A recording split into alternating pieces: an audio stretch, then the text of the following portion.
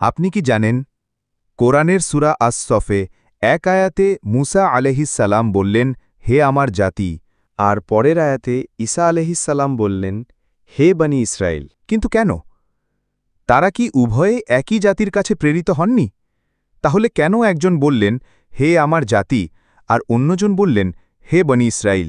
আজকের এই ভিডিওতে আমরা জানব এই বিস্ময়কর রহস্য, যা প্রমাণ করে কোরআনের প্রতিটি শব্দ আল্লাহর পক্ষ থেকে নির্ভুলভাবে বাছাই করা।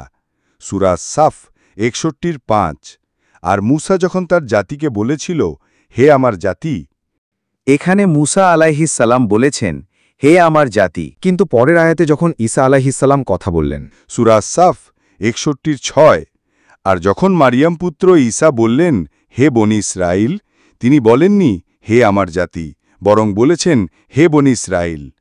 এখানেই লুকিয়ে আছে কোরআনের ভাষাগত বিস্ময়। আরবদের ঐতিহ্য অনুযায়ী একজন মানুষ তার জাতির পরিচয় পায় তার বাবার কাছ থেকে। উদাহরণস্বরূপ, যদি বাবার পরিচয় পাকিস্তানি হয়, তবে সন্তানও পাকিস্তানি। জাতিগত পরিচয় আসে কার কাছ থেকে? বাবার কাছ থেকে। সমগ্র মানবজাতিকে কার সন্তান বলা হয়? আদম সন্তান। হাওয়ার সন্তান বলে না? আমরা আমাদেরকে বলি বনি আদম। কেন বলি? কারণ পরিচয় আসে বাবার কাছ থেকে। কোরআনে আদম সন্তান উল্লেখ রয়েছে। আদম আলাইহিস সালাম থেকে শুরু, তখন থেকে এভাবেই চলে আসছে। এখন আমাদের আলোচনায় ফিরে আসি। কোনো জাতির অন্তর্ভুক্ত হতে হলে কাকে সে জাতির অন্তর্ভুক্ত হতে হবে? বাবাকে। তাহলে মুসা আলাইহিস সালাম যখন বললেন, হে আমার জাতি, এর মানে তিনি বললেন, তোমরা আমার জাতি, কারণ আমার বাবা তোমাদেরই একজন। কিন্তু ঈসা আলাইহিস সালাম কেন কখনো বলেননি, হে আমার জাতি? কারণ তার কোনো বাবা ছিলেন না। তিনি পিতাবিহীন, অলৌকিকভাবে জন্মগ্রহণ করেছিলেন। তাই তিনি বলতে পারেন না, আমার বাবা তোমাদের একজন। এজন্যই তিনি বললেন, হে বনি ইসরাইল।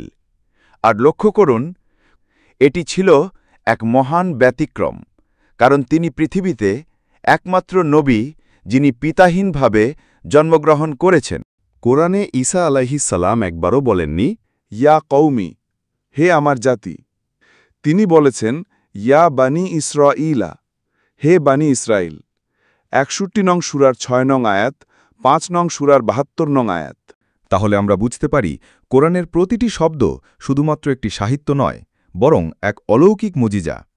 এমন সূক্ষ্ম ভাষাগত ব্যবহারের ক্ষমতা মানুষের পক্ষে কখনোই সম্ভব নয়। আপনি কি এখন উপলব্ধি করছেন কেন আল্লাহর কালামকে বলা হয় অদ্বিতীয়, অতুলনীয়? কমেন্টে লিখে জানান এই ভাষাগত সূক্ষ্মতা আপনার মনে কেমন প্রভাব ফেলেছে। যদি ভিডিওটি ভালো লাগে তাহলে লাইক, শেয়ার এবং সাবস্ক্রাইব করুন, যেন কোরআনের এই অলৌকিকতা আরও বেশি মানুষের কাছে পৌঁছে যায়।